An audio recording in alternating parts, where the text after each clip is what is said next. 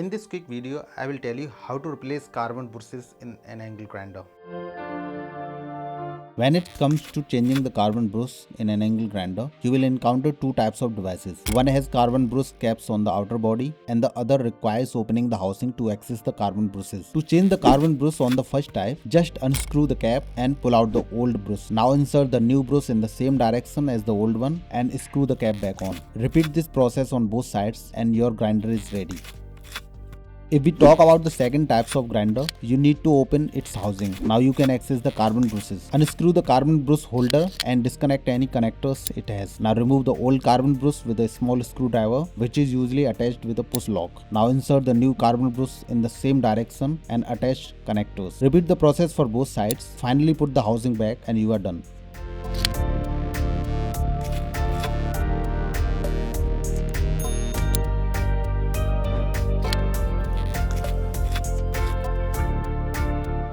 If you want to know how to use an angle grinder properly, I have already made a complete beginner's guide. You can watch it here. Thanks for watching.